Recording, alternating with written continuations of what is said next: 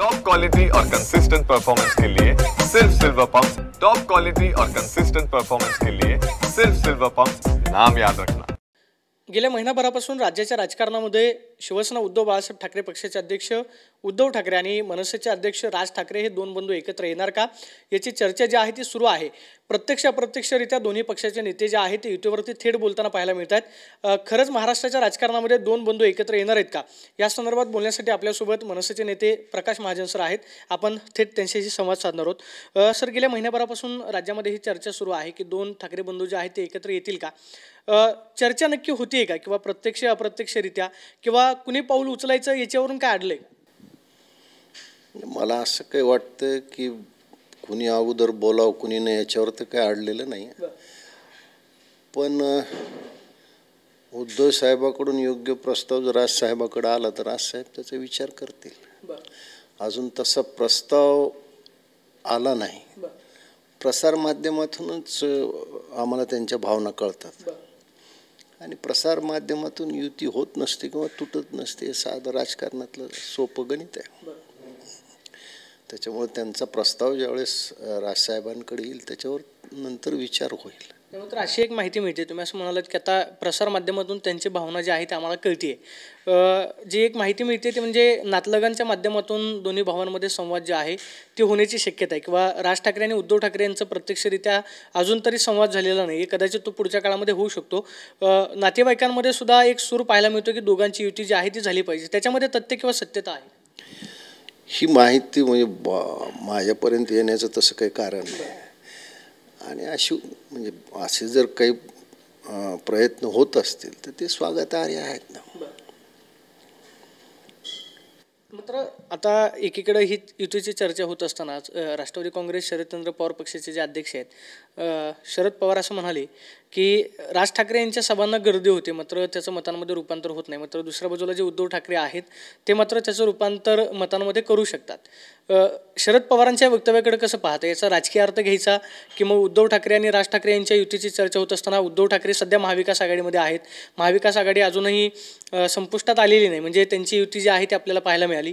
त्यांचं मत आहे की स्थानिक स्वराज्य संस्थेच्या निवडणुका महाविकास आघाडीच्या माध्यमातून लढवल्या जाव्यात। शरद पवारांच्या वक्तव्याचा तुम्ही राजकीय अर्थ घेता की त्यांना खरंच काय सल्ला द्यायचा? पवार साहेब खूप मोठे नेते आहेत आणि त्या कोणत्या अर्थाने बोलतात थोड्या वेळानं त्याचा अर्थ ते सुद्धा सांगू शकणार नाहीत। एवढी अनिश्चितता त्यांच्या प्रत्येक विधानात असते आणि इथं सुद्धा त्यांनी डाव व उजव करण्याचा प्रयत्न केला, पण कधी नव्हते आज मी पवार साहेबाचा प्रशंसक झालेलो आहे। पवार साहेबांनी जाता जाता एक गुपित सांगितलं की राजसाहेबांच्या सभेला गर्दी होते आणि उद्धवजीमुळे मतात परिवर्तन होतं। आता हे जे एकत्र झालं तर महाविकास आघाडीचं काय हा प्रश्न त्यांच्यापुढे पडू शकतो। म्हणजे कदाचित त्याच्यामुळेच त्यांनी हे वक्तव्य केलेलं असावं असं तुमचा अंदाज आहे? हो, पण ते वक्तव्य करून त्यांनी आम्हा सगळ्यांना जागं केलं का कमी आहे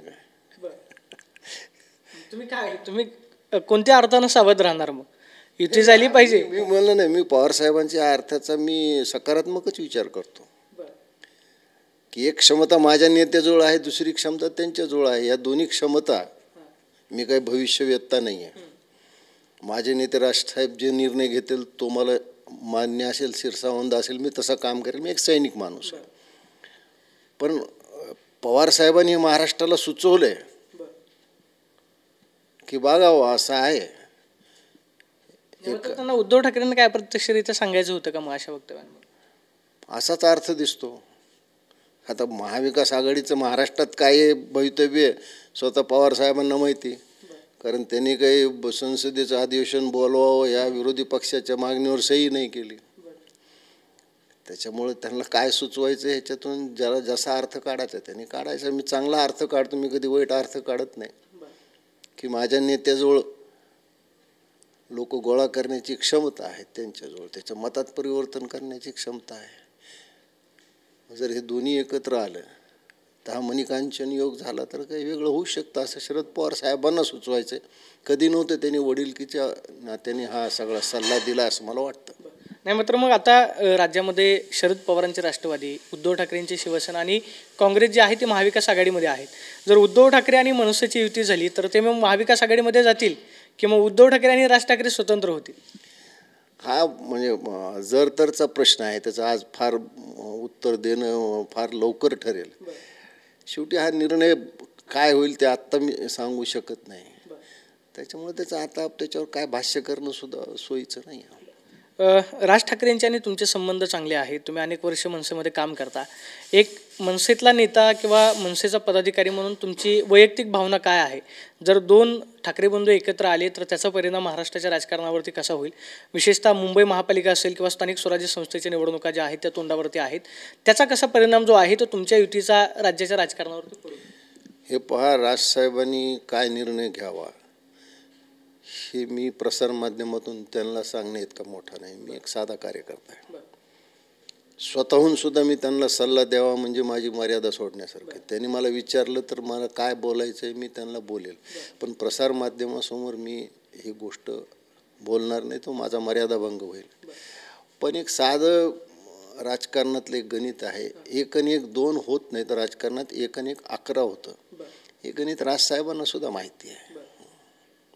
आता युतीची ही खरं तर चर्चा आहे, मात्र ही चर्चा होत असतानाच भाजपच्या नेत्यांकडून टीका जी आहे ती केली जाते. विशेषतः भाजपचे जे मंत्री आहेत नितेश राणे, त्यांनी अशी टीका केली की या दोघांची ताकद एवढी आहे की एकाकडे 20 जण आहेत आणि दुसऱ्याकडं 0 आकडा आहे, एवढी यांची शक्ती आहे आणि हे दोघे एकत्र येणार म्हणून आम्हाला घाम फुटला, आम्हाला काहीच कळत नाही, अशी उपरोधिक टीका त्यांनी केली. मग रत्नागिरीत लोकसभेला सभा कशाला घ्यायला लावल्या राजसाहेबांच्या? तुम्ही तर घरी गेले होते राजसाहेबांच्या सभा घ्या. खरं म्हणजे नितीश राणेला मी गांभीर्याने घेतच नाही. त्याची वैचारिक उंची आणि वैचारिक रुंदी, वैचारिक खोली तर त्या माणसाला नाहीच आहे.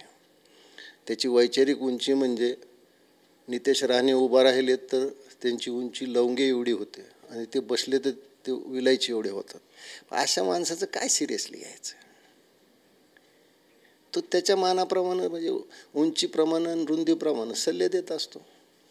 त्यांची अडचण अशी आहे की त्या 2 लेक आणि बापांना दररोज आम्ही भाजपचे खूप निष्ठावान आहोत हे दाखवण्यासाठी हे सगळं करावं लागतं. तुम्ही असं म्हणालात की राज ठाकरेंकडे ते आलेले होते सभा घ्या? हो, राजसाहेबांनी सभा घेतल्या. खुद्द मी रत्नागिरी सभा घेतली ना त्यांच्यासाठी. महाराष्ट्र नवनिर्माण सेनेने रत्नागिरीत सभा घेतली. तर सभेत मी बोललो, स्वतः राणेसाहेब होते. मला वाटतं सिंधुदुर्ग का कणकवलीला राजसाहेबांनी स्वतः सभा घेतली. राजसाहेबांनी सभा घ्यावी म्हणून कोण आलं होतं? आमची राजकीय ताकद नाही आहे, तुम्ही एवढा काय विचार करताय तुम्ही? म्हणून म्हणलं नाही की नितेश राणेला किंवा किंबहुना सगळ्या राणेंनाच गांभीर्याने घ्यावं असं मी कधी वाटलंच नाही मला. कधी कधी काय होतं, काळाकडूनही चुका होतात, त्याच्यातल्या ह्या सगळ्या चुका आहेत. कोणी मुख्यमंत्री होतं, कोणी खासदार होतं, कोणी आमदार होतं, कुणाला हे मिळतं. फार काही त्यांना गांभीर्याने घ्यावं असं मला वाटत नाही. काल उद्धव ठाकरे बोलताना असं म्हणाले की महाराष्ट्राच्या जे मनात आहे तीच बातमी तुम्हाला लवकर समजेल. विशेषतः सामनामधून युतीवरती बोललं जाते. संजय राऊत असं म्हणतायत की जर कदाचित एकत्र यायचं असेल तर भविष्याकडे पाहिलं पाहिजे. मग भविष्य नक्की काय? स्थानिक स्वराज्य संस्थेच्या निवडणुका की मग पक्षाचं अस्तित्व किंवा मग पक्षानं राज्यामध्ये उभारी घ्यावी, कोणत्या अर्थाने घ्यायचं? म्हणजे भविष्याकडे पहा म्हणजे नक्की असा अर्थ? उद्धव साहेबांना मी काय सल्ला देऊ? महाराष्ट्राच्या मनात तर आद्यतेचं लग्न पाहायचं होतं, झालं का अजून? तुमच्या मनात काय आहे ते सांगा ना. महाराष्ट्राच्या मनात नका सांगू तुम्ही. तुमच्या मनात काय आहे ते स्पष्ट सांगा. असं उखाणा कशाला घेताय तुम्ही? सरळ नाव घ्या ना. महाराष्ट्राच्या मनात काय, महाराष्ट्राच्या मनात काय? महाराष्ट्राच्या मनातलं तुम्हाला खरं कळालं तर राजकीय संन्यास घेताल, त्याचं काय? महाराष्ट्राच्या मनातलं काही सांगू नका. तुमच्या काय मनात आहे ते स्वर्गीय बाळासाहेबाच्या समाधीपुढे उभा राहून स्पष्ट सांगा, माझ्या मनात ही आहे. हाच माझा नेता आहे, इतका खुल्या दिलाचा आहे. मागच्या सगळ्या गोष्टी विसरून पुन्हा गळा भेट घेईल. तुम्ही ती तयारी तर दाखवली पाहिजे. आणि ज्यांना हे वाटतंय की मी आता म्हणत नाही, कोणतरी सन्मानी नेत्यांनी त्या युतीविषयी असं बोलले की बाप मरणा कप बैल बाटणा कप. अरे 2 बैल यांची फिरायलेत महाराष्ट्रात, त्यांच्यापैकी एक बैल कोणतरी अध्यक्षपदावर बसवा. राज ठाकरे पशी काही ताकद नाही, मनसेचं अस्तित्व नाही. तर मग रोज सकाळ संध्याकाळ शिवतीर्थावर कशाला येत आहे? एक जण उशाला बसतो, एक जण पायथ्याला बसतो. राष्ट्रसाहेबांची ताकद नाही म्हणतात, तर मग एवढं काय चाललंय? म्हणजे कुठं ना कुठं तरी ती ताकद आहे, तुम्हाला माहिती आहे. नाही, मग मात्र लोकसभेला राज ठाकरेंची जी भूमिका होती की आम्ही मोदींसाठी पाठिंबा देतोय, मग भाजपनं गृहीत धरलं का तुम्हाला मनसेला? कसं म्हणजे स्थानिक स्वराज्य संस्थेच्या निवडणुका असतील किंवा मग शिवतीर्थावरती जे नेते गाठीभेटी घ्यायला जातात, मनसेनं जे आहे उघड पाठिंबा लोकसभेला दिला होता, विधानसभेला मात्र ते गणित जमलं नाही. तर मग भाजपनं जमलं नाही आम्हाला. तर भाजपनं एकनाथ शिंदे दोघांनी विधानसभेला धोका दिलाय. खुद्द भाजपचे सगळे मोठे नेते माननीय अमितजीचा प्रचार करू म्हणले, आमचे उमेदवार आहेत म्हणले. काय केलं त्यांनी माहीममध्ये? बाळा नांदगावकरचे तिथं महायुतीचे उमेदवार होते. काय झालं तिथं? काय दिलं? कुठं पाठिंबा? मी काय म्हणलं की सगळेजण राजसाहेबांचा वापर करून घेतात. मग तुम्हाला खरंच जर आम्ही का मोदीजींना बिनशर्त पाठिंबा दिला? आम्ही हिंदुत्वाच्या प्रश्नावर दिला. आम्ही काय मागितलं मोदीजींना? की अतिरेक्याचे अड्डे उद्ध्वस्त करा, मराठी भाषेला अभिजात भाषेचा दर्जा द्या, मुंबई गोवा रस्ता. तर आम्ही काही स्वतःसाठी काहीच मागितलं नाही. तो खरा नेता असतो जो दुसऱ्यासाठी मागतो. राजसाहेब हे स्वतःसाठी काहीच मागत नाही. म्हणून आमची तयारी आमच्या पातळीवर चालू आहे. युती होईल न होईल तो सेनापतीचा प्रश्न आहे. तुम्ही बोलताना मोठं विधान केलं की राज ठाकरेंचा सगळे वापर करून घेतात किंवा विधानसभेला जे आहे ती एकनाथ शिंदेची शिवसेना आणि भाजपनं धोका दिला. लोकसभेला राजसाहेबांच्या सभा घ्या, कोण आग्राचे बोर्ड लावत होतं? ठाण्यात घेतली, कल्याणमध्ये घेतली, रत्नागिरीत घेतली, कुठं घेतली नाही साहेबांची सभा. आणि ते सगळे निवडून आले. म्हणजे दिलेला शब्द पाळला नाही असं म्हणायचं तुम्हाला शिंदेच्या शिवसेनेने? मला सांगा ना, मग साधी गोष्ट होती की तुम्ही आमच्या युवा नेत्याला सपोर्ट करायला पाहिजे होता, नाही केला. तुम्ही आमचे वरिष्ठ नेते बाळा नांदगावकरला निवडून आणण्याची जबाबदारी होती, महायुतीची होती. आणि ते का नाही झालं? या गोष्टी, जुन्या गोष्टी काढायच्या तर सगळ्यात निघू शकतात. म्हणून त्या जुन्या गोष्टीचा विचार नाही. राजसाहेब या सगळ्या गोष्टीचा योग्य तो निर्णय घेऊन. मात्र विधानसभेनंतर मग तुम्ही सावध झालात का? आमची तयारी चालू आहे. आम्ही सोबत कुणी याची वाटच पाहत नाही. सगळी संघटनात्मक बांधणी चालू आहे. सगळे वरिष्ठ नेते त्या कामात आहेत. राजसाहेब स्वतः लक्ष आहेत. रोज बैठकांची सत्र होत आहेत. त्याच्यामुळे आम्ही आमच्या तयारीत, कुणी सोबत आलं ठीक आहे, नाही आलं ठीक आहे. शिंदेचे शिवसेनेचे जे माजी खासदार आहेत गजानन कीर्तीकर, ते बोलताना असं म्हणाले की 2 ठाकरे एकत्र आले तर ठाकरे ब्रँड एकत्र येईल आणि शिंदेची शिवसेना आणि उद्धव ठाकरेंच्या शिवसेनेनं सुद्धा एकत्र आलं पाहिजे, म्हणजे आधीची शिवसेना जी आहे ते शिवसेनेची ताकद वाढेल. हे पहा, ठाकरे ब्रँड माझ्या नेत्यामुळंच महाराष्ट्रात नाही, या देशात आहे असं मी स्वतः मानतो. म्हणजे राज ठाकरेंमुळे? माझे नेते राज ठाकरे आहेत. प्रबोधनकारचा वारसा त्यांना आहे. म्हणजे आधुनिक हिंदुत्व काय असतं आणि जाहीर सभेतून बोलण्याचं धारिष्ट फक्त राज ठाकरेमध्ये आहे. महाराष्ट्राला काय गरज आहे बोलण्याचं धारिष्ट, कशाही मताच्या बिरजेचा वजाबाकीचा विचार न करता बोलणारे फक्त राज ठाकरे आहेत. जोपर्यंत राज ठाकरे आहेत तोपर्यंत ठाकरे हा ब्रँड बुडणारच नाही. त्याच्यामुळे ठाकरे ब्रँडची काळजी राज ठाकरे आहेत तोपर्यंत इतरांनी करण्याची गरजच नाही. स्थानिक स्वराज्य संस्थांच्या निवडणुकांमध्ये ठाकरे ब्रँडची झलक पाहायला मिळेल का? नक्की मिळेल. मला सांगा, तुम्ही म्हणता की आमची काही ताकद नाही, तर गेली 15 दिवस झाले काय चर्चा चालू आहे? ताकद असल्याशिवाय चर्चा चालू का? कमकुवत कमजोर माणसाची कधी चर्चा होते का? होत नाही चर्चा. सगळे काळजीत आहेत. कोणी व्यक्त करतात, कोणी व्यक्त करत नाहीत. पण ठाकरे ब्रँड येऊन नेते भेटतात ना. बा राजसाहेबांचं कसे सगळ्यांचं स्वागत आहे तिथं. कोत्या म्हणायचे राजसाहेब नाहीच. शत्रूलाही ते घरी आले तर तेवढ्याच प्रेमाने आदराने वागवतील आणि मित्राला वागवतील. त्याच्यामुळे राज ठाकरे कळायला खूप उशीर लागतो लोकांना. युतीची चर्चा जी आहे ती आता सध्या तुम्ही असं म्हणालात की प्रसारमाध्यमातून भावना कळते, प्रत्यक्षरित्या ही चर्चा कधी होऊ शकते? महाराष्ट्राला गुड न्यूज कधी मिळेल? मी काय म्हणलं, हे दोन्ही भावांच्याच हातात आहे. आणि मी मागे म्हणलं की प्रसारमाध्यमातून ही गोष्ट होत नसते. आता पर्वताने मोहम्मदाकडे जायचं का मोहम्मदाने पर्वताकडे यायचं एवढाच प्रश्न बाकी आहे.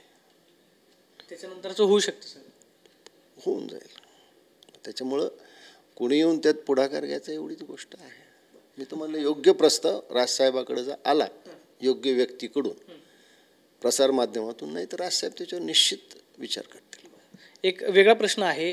महाराष्ट्राच्या विधानसभेच्या निवडणुकीच्या निकालावरती राज ठाकरेंनी सुद्धा शंका व्यक्त केलेली होती की लोकसभेला जे पाहायला मिळालं ते मात्र विधानसभेमध्ये कसं झालं नाही. त्यावरती राहुल गांधींनी जे आहे 2 दिवसांपूर्वी लेख लिहिला की महाराष्ट्रातली निवडणूक जी आहे ती मॅच फिक्सिंगसारखी होती. मतांच्या आकडेवारीमध्ये घोळ पाहायला मिळतोय. त्यावरती देवेंद्र फडणवीस असं म्हणाले की महाराष्ट्राच्या जनतेने तुम्हाला नाकारलेलं आहे आणि जनतेनं तुम्हाला नाकारलं आहे त्याच्यामुळे तुम्ही जनतेला नाकारताय. महाराष्ट्राच्या निवडणूक निकालावरती राज ठाकरेंनी जी चिंता व्यक्त केलेली होती त्याच्यामध्ये खरंच तथ्य आहे का, किंवा राहुल गांधींकडून जो आरोप केला जातोय त्याच्यामध्ये तथ्य आहे असं वाटतं? निश्चित राजसाहेबांनी त्याच्यावर अभ्यास केला. ते मत आमच्या पक्षाच्या बैठकीत बोलून दाखवलं. कारण मला सांगा ना, 70 जागा लढून 57 जागा येतात, 50 जागा लढून 40 जागा येतात. शिकस काय आजपर्यंत कधी झालेलं नाही. याच्यावर निवडणूक आयोग विचार करेल. याच्यावर लोक न्यायालयात सुद्धा गेलेली आहेत. पण शंका यासारखं म्हणजे एखाद्या ढ मुलाला पैकीच्या पैकी मार्क पडावे तसा प्रकार जर झाला असेल तर थोडा संशय येण्यासारखा आहे. पण आता ते शेवटी सगळे तांत्रिक बाबी आहेत. ते सिद्ध होऊन जनतेसमोर येईपर्यंत ह्या विधानसभेचा कालखंड निघून गेलेला असेल. खूप खूप धन्यवाद. तरी होते मनसेचे नेते प्रकाश महाजन. ते सांगतायत की युतीची चर्चा आणि याचे सर्वस्वी अधिकार जे आहेत ते 2 भावांवरती आहेत. 2 भावांनी जर ठरवलं आणि योग्य प्रस्ताव जो आहे योग्य व्यक्तीकडून राज ठाकरेंपर्यंत आला तर राज ठाकरे साहेब जे आहेत याच्यावरती विचार करतील आणि नक्कीच पुढची जी गोष्ट आहे ती सगळी होईल अशी प्रतिक्रिया प्रकाश महाजनांनी दिल्यास पाहायला मिळते. कॅमेरा पर्सन तुषार ननवरेसह प्रदीप कापसे, TV9 मराठी, पुणे.